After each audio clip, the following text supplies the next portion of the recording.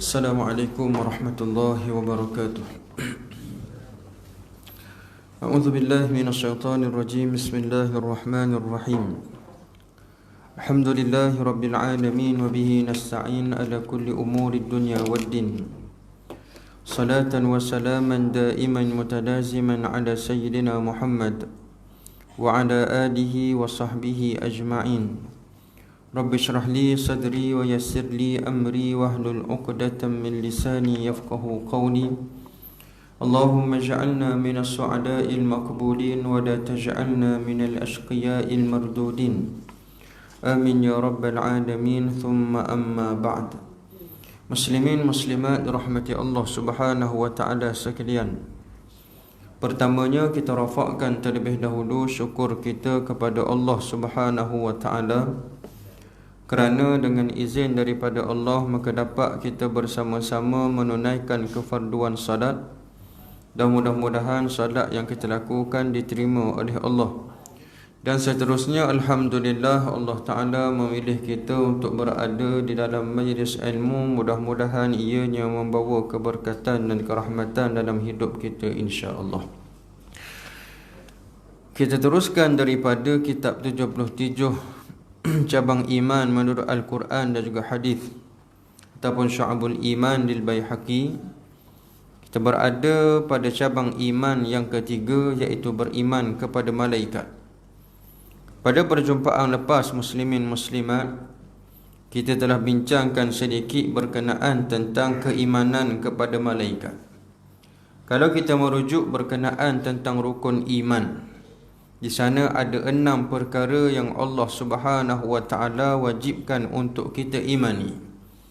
Selain daripada beriman pada Allah, beriman kepada Rasul, beriman kepada kitab, beriman pada malaikat, beriman pada hari akhirat, beriman pada qada qadar, ada pada rukun iman tersebut, iaitu beriman kepada malaikat.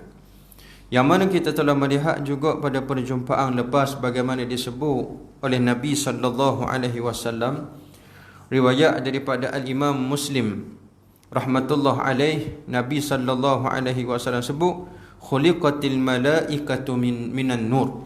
Diciptakan malaikat itu daripada cahaya. Dah berlainan kejadian dengan kita. Dan ada pun kita ni dibuat daripada tanah, syaitan dijadikan daripada api, dan di sana malaikat ni pula diciptakan daripada cahaya. Dan di sana disebutkan juga bahawa sebanyak-banyak ataupun seramai-ramai makhluk Allah Subhanahu wa taala yang diciptakan oleh Allah, malaikat adalah makhluk yang paling ramai yang diciptakan oleh Allah, dan ianya mempunyai pelbagai tugasan yang Allah Subhanahu wa taala telah arahkan.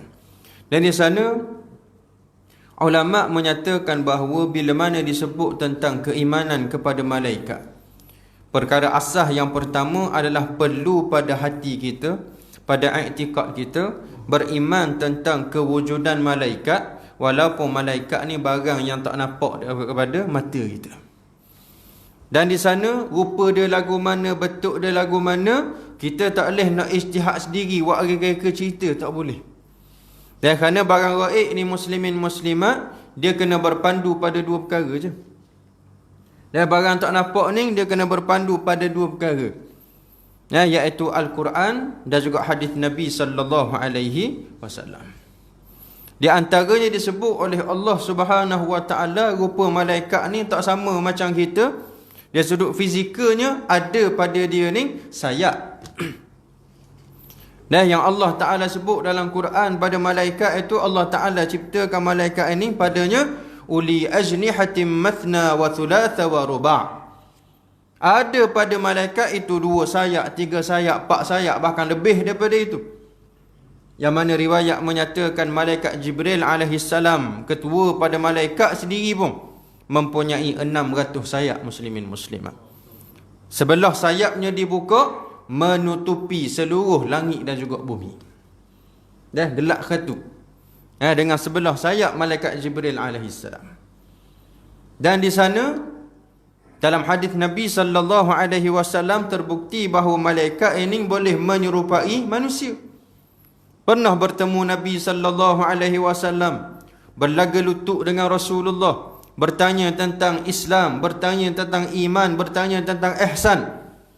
Bahkan sahabat yang ada ketika itu sempat ataupun pernah melihat malaikat yang menyerupai seorang lelaki muslimin muslimat.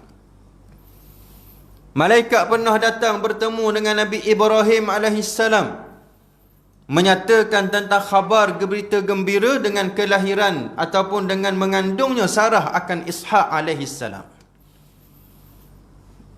Ini Quran cerita, hadis cerita. Maka lagu mana rupa sebenar, serah pada Allah Ta'ala. Ada pun hak yang Allah Ta'ala sebut, hak itulah kita imani muslimin muslimat. Tapi asas yang paling utama adalah kita beriman akan kewujudan para malaikat berdasarkan kepada Al-Quran dan juga hadis Nabi sallallahu alaihi wasallam. Dan di sana muslimin muslimat, malaikat yang wajib kita tahu ataupun di sana yang disebut di dalam Al-Quran ataupun hadis Nabi sallallahu alaihi wasallam lebih kurang dalam 7 nama. Kalau budak-budak pasti ni dia kata 10 nama. Daripada Jibril, Mikail, Israfil, Izrail, Muka, Nakir, Raqib, Atid, Malik, Ridwan. Tapi yang disebut di dalam Al-Quran ataupun hadis Nabi sallallahu alaihi wasallam, muslimin muslimat, minta maaf dia 6 je. Disebut dalam Quran nama malaikat Jibril. Disebut juga dalam Quran nama malaikat Mikail. Disebut juga dalam hadis Nabi sallallahu alaihi wasallam nama Israfil. Disebut dalam hadis Nabi berkenaan tentang ahli kubur ditanya tentang soalan-soalan, iaitu malaikat Muka dan Nakir, disebut dalam hadis. Dan tentang penjaga neraka juga disebut namanya Malik, yang mempunyai muka yang bengis, yang langsung tidak senyum, disebut dalam hadis Nabi sallallahu alaihi wasallam. Adapun kalau kita tanya budak dah hak jaga syurga tu nama apa? Dia akan sebut Ridwan. Tapi nama Ridwan ni muslimin muslimat pada hadis sahih tak ada nama ni. Tercatat hanya pada hadis dhaif sahaja, hadis hak lemah. Nama Ridwan.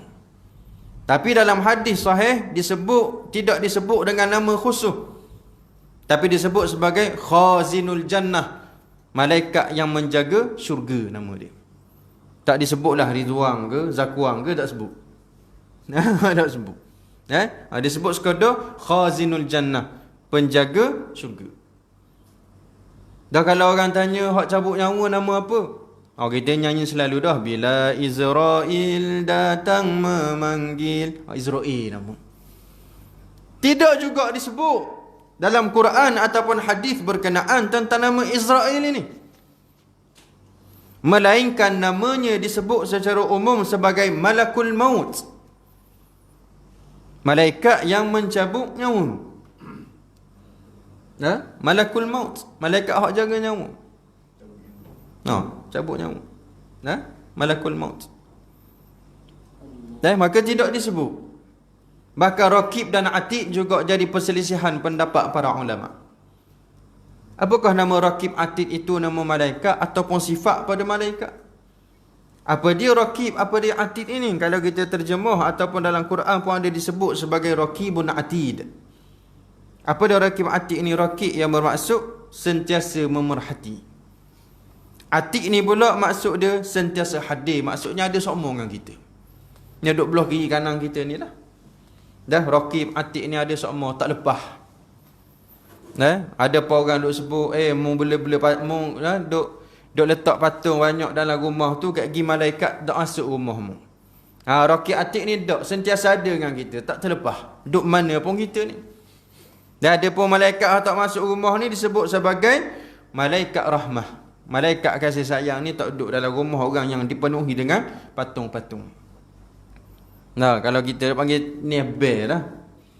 Ada pun patung hak tersimpan dalam rumah tu atas sebab permainan anak-anak, tak apa. Tapi anak-anak tu pula tengoklah pula umur berapa. Jangan umur 20 tahun pun kita duk letak agak teddy bear ke dia ni. Mainan budak tu. Maksudnya budak kecil tu munasabah lah yang nak simpan pun. Tapi kita kena tengok dah, kadang-kadang ada di kalangan anak-anak perempuan kita, muslimin muslimat, hak besar-besar pun, umur 20, 30 pun, dia ada lagi teddy bear besar bapak tu. Dia tak buat teman tidur. Hak ni bahaya. You buat perlu. Sedangkan hakikat dia tidak dipanggil sebagai bata. Dia tetap juga dipanggil sebagai teddy bear, kita kata. Sebagai teddy bear. Ni. Tak masuk rumah kita kerana adim dia tu. Tak perlu buat masuk anjing pun. Masuk benda tu pun sudah terhalang malaikat rahmat ni nak masuk ke dalam rumah kita. Ya. Tak boleh. Kepala buru tu dah, kepala usa, kepala benda semua tu. Tak jadi. Tak boleh. Ni. Nak rayaknya tak masuk. Duduk luar rumah sudah gantung mana pun dalam store ke apa ke. Tapi dalam rumah tak perlu buat masuk benda-benda gitu, muslimin muslimat. Bahkan di sana ada perselisihan juga, tapi kita tak mesti lah. Dia sebut secara umum je. Kadang-kadang ada juga ulama menyatakan gambar-gambar yang digantung juga menghalang malaikat masuk ke rumah kita. Tapi ini khilaf lah. Kalau nak masuk, kalau nak letak sangat pun, kata ulama, berpadalah dengan tidak menampakkan seluruh tubuh. Sekerak tak apa. Sekerak tak apa.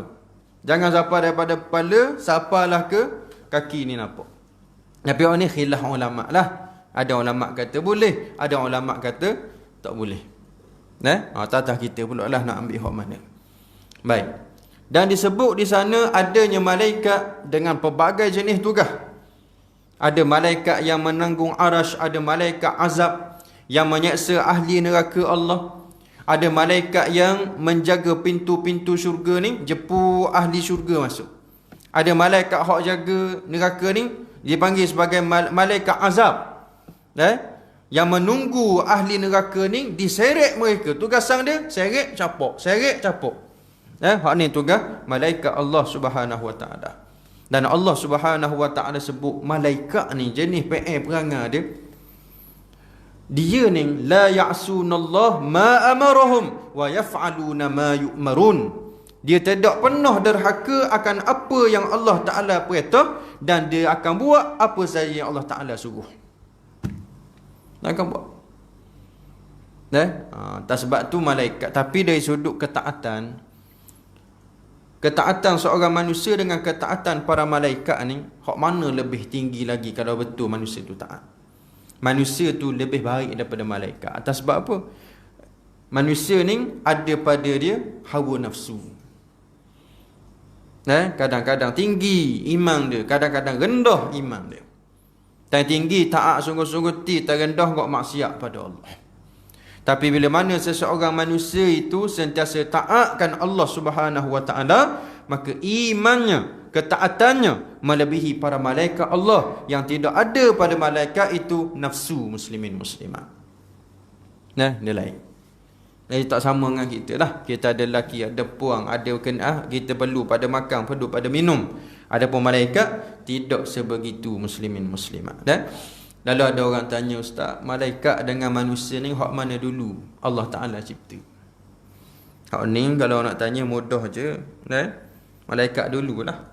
Kalau tanya dalil je mungkin kita gagak nak jawab. Kalau ditanya malaikat dulu ke Adam dulu yang Allah Ta'ala cipta ni, maka jawab kita malaikat yang Allah Ta'ala sebut dalam surah Baqarah, wa idh qala rabbuka lil malaikati inni ja'ilun fil ardi khalifah qalu ataj'alu fiha man yufsidu fiha wa yasfiku ad-dima' wa nahnu nusabbihu bihamdika wa nuqaddisu lak. Jika mana Allah Ta'ala sebut pada malaikat, inni ja'ilun fil ardi khalifah, aku nak jadikan di atas dunia itu khalifah, pemimpin. Aku nak jadikan di atas dunia hak aku cipta, bumi itu pemimpin. Lalu malaikat jawab, mu nak jadikan juga ke lagi makhluk-makhluk yang mana mereka saling menumpahkan darah? Sebab malaikat pernah lihat dah jin ni duk balah atas dunia, gocoh hanya sebab darah bagai. Nak ayatnya dunia ni, jin dulu duduk daripada kita. Kami ni nusabbihu bihamdika wa nuqaddisu lak. Kami sentiasa tasbihkan kamu, menyucikanmu. Kami sentiasa bertasbih, menyucikanmu, sentiasa memujimu. Dahulu dengan dalil Quran inilah menyatakan bahawa di sana malaikat Allah Subhanahu wa taala itu terlebih dahulu diciptakan oleh Allah Subhanahu wa taala berbanding manusia. Maka asas pada iman kepada malaikat itu, kita mengikat diri kita mempercayai bahawa selain daripada kita manusia, ada makhluk yang bernama malaikat yang diciptakan oleh Allah, dan padanya ada tugas-tugasan yang telah diberikan oleh Allah Subhanahu wa taala kepada mereka. Maka seseorang yang tidak beriman kepada malaikat dalam keadaan dia beriman pada hak lain, maka tergugurlah iman dia pada sisi Allah Subhanahu wa taala ataupun pada sisi syarak. Tak percaya. Bahkan dia percaya malaikat ni, percaya ada malaikat, seorang je tak percaya. Malaikat apa? Israel tak percaya. Habis gugur juga iman dia. Mau beriman tak pada malaikat, percaya ada malaikat, percaya. Tapi dalam banyak-banyak 10 tu aku berasa Israel tak ada. Gugur selalu dah. Tu. Atas sebab tu sipir iman ini tak sama dengan sipir matematik. Kita pernah sebut 6 tolak 1 jadi 5 waktu matematik. Ada pun kita 6 tolak 1 jadi kosong terus. Ini sipir iman pada Allah Subhanahu wa taala. Baik, seterusnya cabang iman yang keempat, beriman kepada Al-Quran dan semua kitab yang diturunkan sebelumnya. Firman Allah Subhanahu wa taala, Ya ayyuhalladzina amanu aminu billahi wa rasulih wal kitabil ladzi nazzala ala rasulihi wal kitabil ladzi anzala min qabl. Allah Ta'ala sebut, wahai orang-orang yang beriman, tetapkan iman kamu kepada Allah dan Rasulnya, kitab yang diturunkan kepada Rasul-Rasulnya, dan kitab-kitab suci yang diturunkan sebelumnya. Baik. Dalam surah Nisa ayat 136, Allah Ta'ala ni seru kita orang beriman supaya beriman ataupun percaya, percaya kepada kitab yang diturunkan kepada Rasulnya. Siapa? Nabi Muhammad sallallahu alaihi wasallam. Dan juga beriman pada kitab-kitab yang sebelum Nabi. Ada 3 lagi kitab sebelum Rasulullah, iaitu kitab Taurat diturunkan kepada Nabi Musa AS, kitab Injil turun pada Nabi Isa, kitab Zabur diturunkan kepada Nabi Daud AS. Tapi kalau hari ini kita nak jumpa kitab yang asli ataupun memang 100% hak seperti mana diturunkan oleh Allah ke atas Nabi-Nabi sebelum Rasulullah ni, tak ada dah kitab ni. Semuanya telah diselewengkan oleh ahli-ahli agama Yahudi Nasrani ni, muslimin muslimat. Dia padang benda yang Allah Ta'ala suruh sebab tak kena dengan selera dia. Maka dia pun padang buat hukum hakam sendiri. Ini perangai orang agama Yahudi dan juga Nasrani, orang-orang agama dia, maksudnya padri dia, ulama dia. Tak sebab tu nak jumpa hak benar hari ni tak ada. Taurat hak sebenarnya tak ada, Injil hak sebenarnya tak ada. Jadi dalam 4 kitab ni, kitab yang kita sebut sebagai kitab samawi, kitab turun daripada langit ni, daripada Allah Ta'ala, wahyu Allah ni, Quran sahaja yang sebenar-benarnya tepat dan juga tidak diubah. Sebab Allah Ta'ala kata apa? Inna nahnu nazzalna dzikra wa inna lahu lahafizun. Kami telah turunkan kepada kamu az-dzikra, iaitu Al-Quran, dan kamilah yang akan menjaganya. Orang cubalah nak buat lagu mana pun, nak ubah ayat Quran pun, tak akan jadi, muslimin muslimat, atas sebab di sana adanya kelebihan ataupun mukjizat Al-Quran itu sendiri. Tapi kalau tengok pada Al-Quran dan juga hadis Nabi, ada 6 kitab ataupun lembaran wahyu Allah yang perlu kita imani.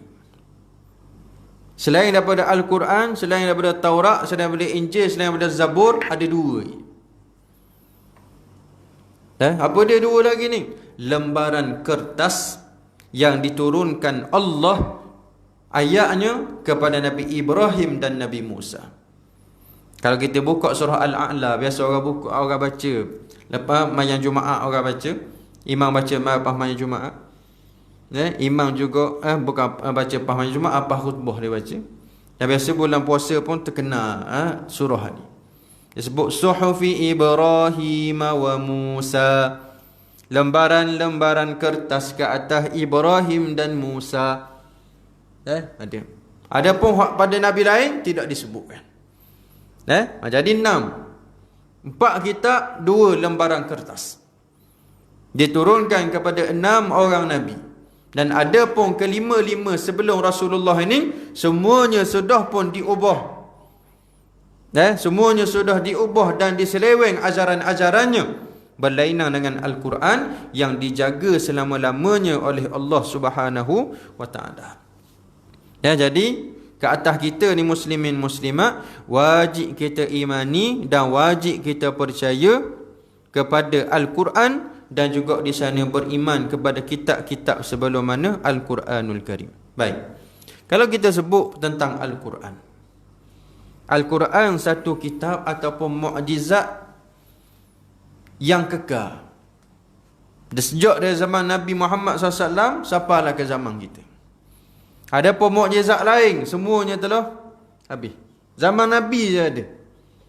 Mukjizat hissi, mukjizat boleh nampak dengan mata, mukjizat belah bulan, mukjizat tubik air daripada jari, mukjizat telaga tak ada air, Nabi ludah ada air. Mukjizat sahabat ni sakit kaki kena patuk di benda berbisa, Nabi pun ludah akhirnya sembuh. Mukjizat lagu mana awan ini menaungi Rasulullah sallallahu alaihi wasallam. Ni mukjizat yang boleh nampak dengan mata, tapi setakat zaman Rasulullah sahaja. Sejak habis Rasulullah ni wafat, tak ada dah mukjizat ini, melainkan Al-Quran yang dijaga oleh Allah Subhanahu wa ta'ala sejak zaman Nabi Adam sampailah kita hari ini. Jadi nak hargai Quran ni bukan sekadar bangga ada Quran, tapi kita juga boleh baca Al-Quran, beramal dengan Al-Quran. Kalau kita meneliti balik berkenaan tentang definisi ataupun makna Quran itu sendiri, kelebihan Al-Quran tu kepada kita bukan sekadar anugerah pada kita, bahkan Al-Quran adalah satu benda yang menjadi lubuk untuk dapatkan pahala. Yang Allah Ta'ala sebut apa? Yang mana ulama' berdefinisi Quran ni apa dia? Kitab Allah yang diturunkan kepada Nabi Muhammad sallallahu alaihi wasallam melalui perantaraan Jibril alaihi salam, yang diturunkan daripada Lauh Mahfuz ke Baitul Izzah, langit dunia. Diturunkan secara mutawatir selama 23 tahun dan bacanya adalah ibadah. Bila mana baca Quran yang ibadat, muslimin muslimat, bermaksud setiap huruf yang kita sebut ada pahala untuk kita. Kita buka Quran surah Qalam, satu je huruf pembuka surah, Allah Ta'ala kata apa? Nun wal qalami wa ma yasturun. Kita sebut nun, sakit buruk kita dah dulu. 10 pahala dapat kita. Ni mukjizat ataupun kita kata anugerah Al-Quran tu untuk kita. Satu huruf disebut, 10 pahala diberikan untuk kita. Dan bukan sekadar dia itu anugerah mukjizat, tapi Al-Quran juga dikekalkan oleh Allah untuk umat Islam itu baca dan akhirnya mendapat pahala dengan Al-Quran. Tapi yang lebih penting, Al-Quran ini isi-isinya adalah untuk diamalkan muslimin muslimat. Dan bukan sekadar baca tak faham apa hak ada, bahkan berlawan pula dengan Al-Quran dan sudut kita tidak ikut Al-Quran. Tak boleh. Maka Al-Quran ni muslimin muslimat, kalau kita tengok dari sudut sejarah Al-Quran tu sendiri, Al-Quran ni turun dia pada malam Lailatul Qadar. Allah Ta'ala sebut inna anzalnahu fi lailatul qadr. Dalam yang lain Allah Ta'ala sebut inna anzalnahu fi lailatin mubarakah. Ada juga Allah Ta'ala sebut syahrul ramadhan alladhi unzila fihi al-Quran. Dalam surah Qadar tadi, inna anzalnahu fi lailatul qadar. Sesungguhnya kami telah menurunkannya, yakni Al-Quran, pada malam Lailatul Qadar. Pada malam Lailatul Qadar. Dan Allah Ta'ala sebut syahrul ramadhan alladhi unzila fihi al-Quran. Dan pada bulan Ramadan telah kami diturunkan padanya Al-Quran. Yalah, Lailatul Qadar ni memang ia tak terasing dengan Ramadan, yang tak ada bulan lain. Yang tak ada bulan lain. Baik. Tetapi di sana muslimin muslimat, Al-Quran ini diturunkan sekaligus oleh Allah Subhanahu wa taala pada malam Lailatul Qadar. Sekaligus dia keluar. Dia ada tubik 30 juzuk. Siap 30 juzuk malam Lailatul Qadar. Daripada Lauh Mahfuz turun ke Baitul Izzah. Baitul Izzah ni apa? Langit dunia. Daripada langit dunia adalah turun pada Nabi SAW selama 23 tahun menurut peristiwa-peristiwa tertentu. Al-Quran ni pula daripada Al-Fatihah sampailah ke An-Nas. Tapi apa turun pada Nabi SAW dulu adalah ayat surah Al-A'la. Surah apa? Iqra. Surah Iqra. Iqra bismi rabbikal ladzi khalaq. Surah pertama turun. Tapi buat apa Al-Fatihah duduk depan dulu, bukan surah Iqra dulu? Kadang ada orang tanya lagu ni. Dan dia kata buat apa sedangkan Nabi SAW duduk pada Gua Hira, turun pada dia ayat Iqra bismi rabbikal ladzi khalaq. Buat apa surah ni tak jadi surah pertama dalam Quran? Jawapannya muslimin muslimat, atas sebab susunan surah itu bukan Nabi hak susung. Allah Ta'ala yang susung kepada Rasulullah, bahkan kepada kita.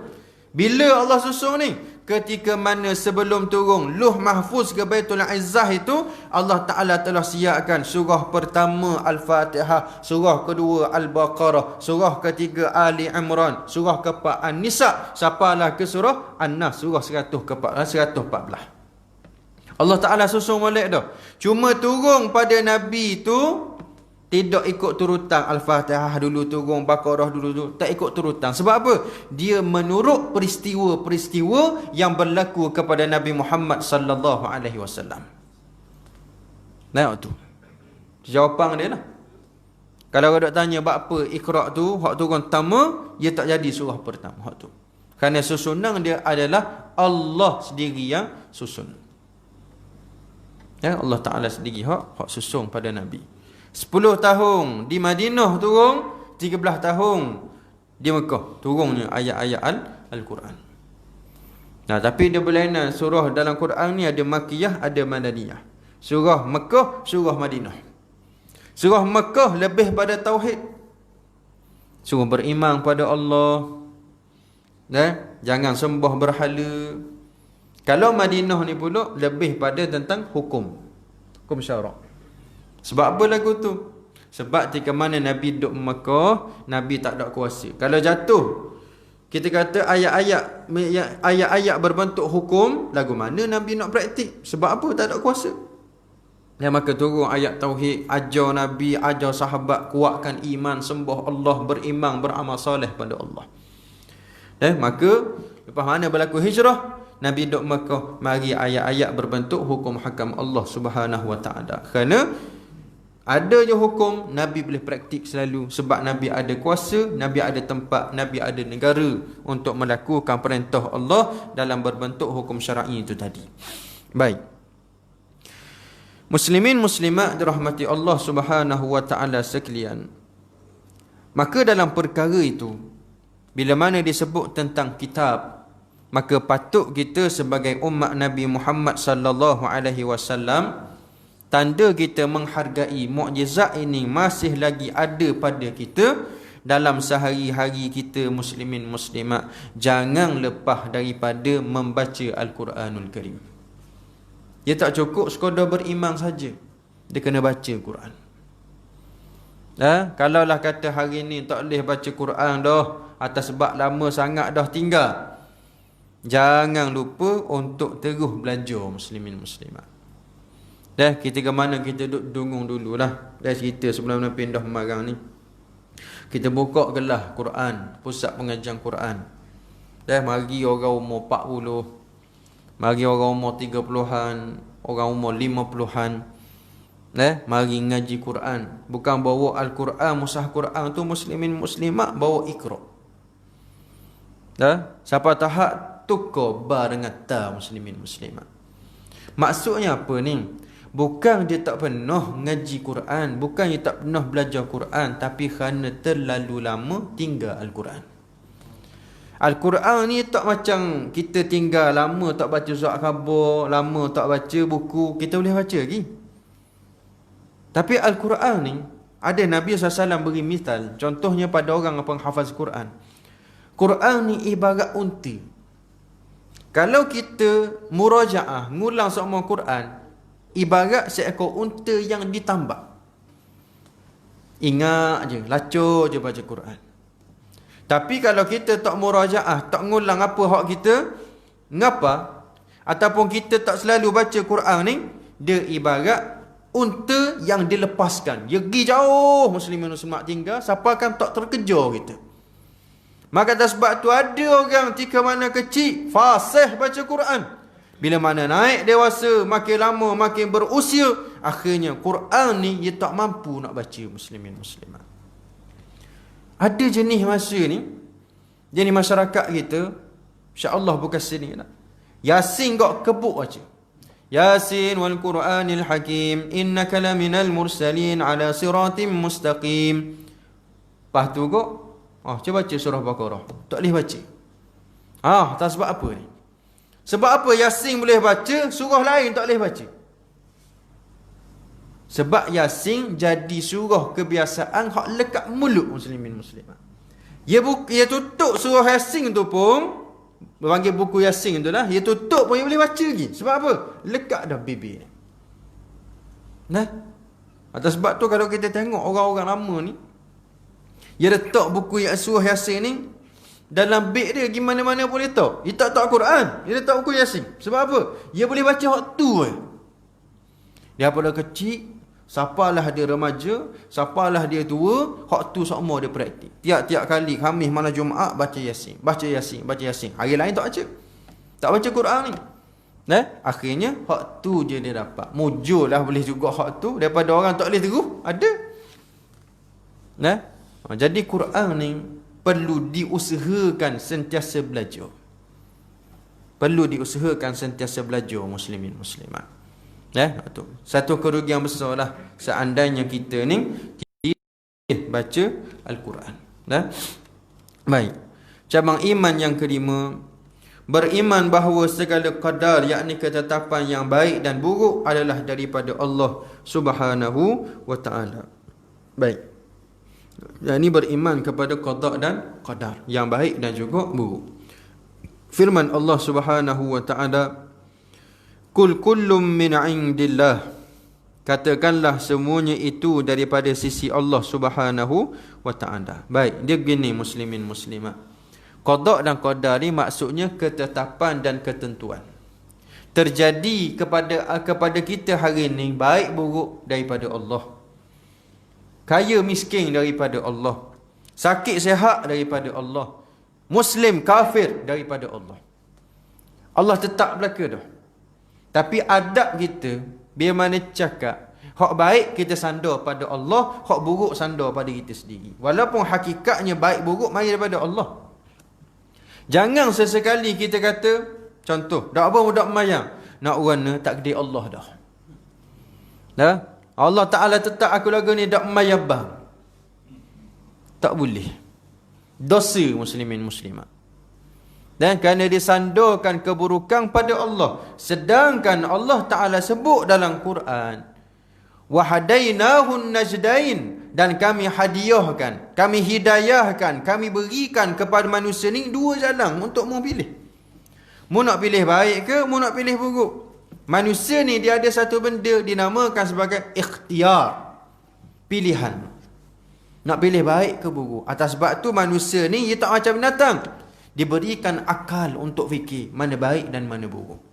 Kalau mu mengaku Islam, mu mengaku seorang yang beriman pada Allah, telah datang pada kamu hukum hakam bab sembahyang, telah datang pada kamu tentang puasa, telah datang pada kamu berkenaan tentang aurat yang perlu ditutup. Tapi kenapa masih lagi memilih perkara yang bersalahan dengan perintah Allah Subhanahu wa taala? Sebab apa? Ikhtiar kita memilih untuk derhaka pada Allah. Tak salah Allah dah. Salah kita yang memilih. Dah? Lalu dak semayang, dak puasa, dak tutup aurat, buat perkara keji. Allah izinkan benda tu berlaku, tapi Allah tak redha benda tu berlaku. Allah tak redha dengan perbuatan kita. Ya? Allah telah beri pada kita ikhtiar. Jadi apa alasan untuk kita ni masih lagi memilih perkara-perkara yang salah? Muslimin muslimat ada disebut dalam hadis Nabi sallallahu alaihi wasallam. Nabi kata kita semua ni Allah Ta'ala tentu dah syurga ke neraka. Nabi sebut pada sahabat. Nabi sebut pada sahabat kita semua ni ada tempat dah Allah Ta'ala nak letak kita, syurga ke neraka. Lalu sahabat tanya, dah kalau gitu kok Rasulullah, tak payah beramal kita. Kalau tempat kita ni syurga, kita buat benda pun syurga lah masuk je kita lagi. Dan kalau Allah Ta'ala letak dah kita ni ahli neraka, buat apa pun neraka juga tempat kita. Lalu Nabi SAW hentikan soalan sahabat. Nabi kata apa? Ya'malu, beramalah kamu. Beramalah kamu, kata Nabi. Dengan amalan yang kamu lakukan di atas dunia ini, meletakkan di mana kamu pada hari akhirat. Kalau hari ni mu orang yang taat pada Allah, orang yang buat apa yang Allah Ta'ala suruh, maka insya Allah itulah jalan menuju pada hari akhirat. Jalan mana? Jalan surga. Tapi kalau hari ini mu beramal dengan amalan yang buruk, meninggalkan perintah Allah, tidak taat pada Allah, maka pekerjaanmu hari ini akan menunjukkan jalan kamu ke dalam neraka Allah Subhanahu wa taala. Nabi tetap juga suruh kita ni beramal. Atas sebab tu muslimin muslimat, kata ulama, takdir ini boleh diubah. Diubah dengan apa? Diubah dengan doa kita. Takdir ni boleh berubah dengan doa kita. Maka wajib atas kita ni beriman bahawa di sana sudah ada ketetapan, sudah ada ketentuan daripada Allah. Walau bagaimanapun, wajib atas kita sedangkan orang yang beriman mencari ikhtiar, membuat pilihan untuk mendapatkan perkara-perkara kebaikan. Baik, dalam hadis Nabi sallallahu alaihi wasallam disebutkan,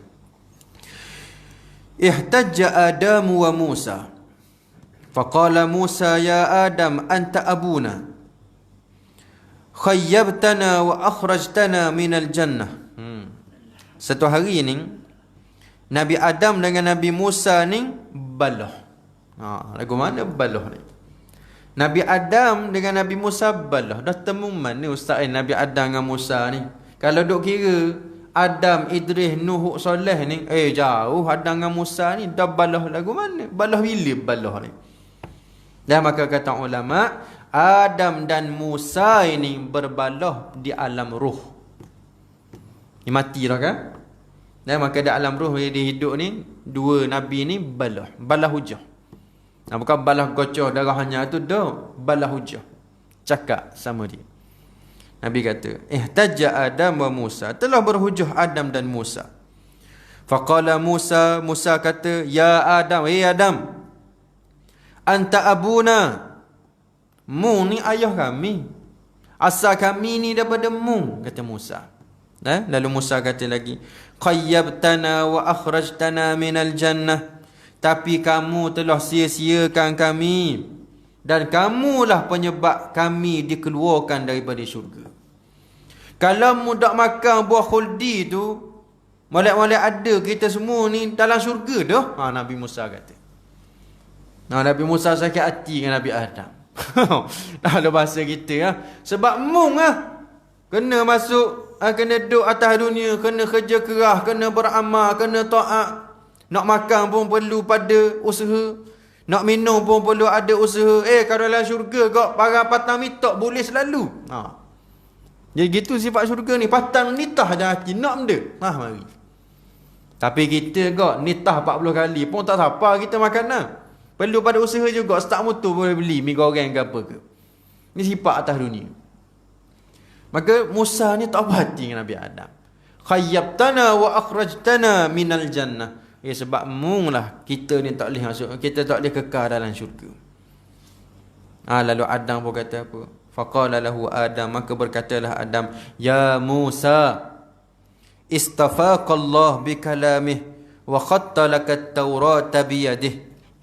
Nabi Adam kata, wahai Musa, Allah telah memilihmu untuk berkata-kata dengannya dan menulis Taurat buatmu dengan tangannya, yakni dengan kalamnya, dengan wahyunya. Baik. Nabi Adam kata, Musa, sebab kita duduk atas dunia lah ni Allah Ta'ala sebut sebagai orang yang berkata-kata dengan Tuhan. Allah gelarang padamu dengan gelarang yang orang yang tak dapat. Dan atas sebab kita duduk atas dunia lah Allah Ta'ala turunkan pada kamu kitab yang suci, iaitu kitab Taurat. Sebab duduk atas dunia ada anugerah ni, kata Adam. Lalu Adam kata, atalumuni ala amrin qaddarahu Allah alayya qabla an yakhluqani bi 40 sana. Wahai Musa, maka adakah engkau mencelaku di atas suatu urusan yang ditakdirkan Allah berlaku ke atasku 40 tahun sebelum dia menciptakanku. Nabi Adam kata, kita ni, aku ni kena keluar daripada syurga ni kerana takdir Allah Ta'ala. Yang Allah Ta'ala memang telah menetapkan 40 tahun sebelum aku diciptakan akan ada ketentuan, ketetapan bahawa aku ni perlu keluar daripada syurga. Allah Ta'ala tetap dah. Takdir Allah dah kita ni kena keluar daripada syurga. Apakah mu nak cela aku juga atas takdir Allah ni? Kata Adam. Dan lepas mana Adam kata gitu pada Nabi Musa, ni Nabi Musa kau patah hujah. Maka Nabi SAW kata apa? Fahajja Adamu wa Musa. Maka kalahlah Musa kepada Adam. Dia nak lawan dengan ayah. Ingat ayah ni lagu mana? Fahajja Adam Musa. Maka telah kalahlah hujah Musa kepada Nabi Adam alaihissalam. Makanya muslimin muslimat yang dirahmati Allah Subhanahu wa taala sekalian, tahulah kita bahawanya ketentuan Allah Subhanahu wa taala ini mengatasi segala-galanya. Macam orang kata dah, kita merancang, Allah yang menentukan. Wa makaru wa makarallah wallahu khairul makirin. Dan manusia merancang, Allah juga merancang. Allah sebaik-baik perancang. Allah bukan sekadar rancang, Allah Ta'ala juga menentukan apa yang akan berlaku kepada kita muslimin muslimat. Dan insya-Allah cabang iman yang ke-6, iaitu beriman dengan hari akhirat, kita akan tengok pada perjumpaan akan datang insya-Allah. Masuk waktu ni. Bunyi dah tu dah. Jadi sekadar tu sahaja muslimin muslimat dirahmati Allah Subhanahu wa taala sekalian. Apa yang baik datang daripada Allah, yang buruk datang daripada Maha Esa sendiri. Aku qauli hadza wa astaghfirullahal azim li wa lakum. Wassalamualaikum warahmatullahi taala wabarakatuh. Bismillahirrahmanirrahim. Alhamdulillahirabbil alamin wassalatu wassalamu ala asyrafil anbiya'i wal mursalin wa ala alihi wa sahbihi ajma'in. Allahumma inna nas'aluka ilman nafi'an wa rizqan tayyiban wa amalan mutaqabbalan wa shifaa'an min kulli da'. Allahumma inna na'udzubika minal barasi wal junun wal judham wa min sayyi'il asqam. Wa sallallahu ala sayyidina Muhammadin wa ala alihi wa sahbihi wa sallam. Alhamdulillahi rabbil alamin.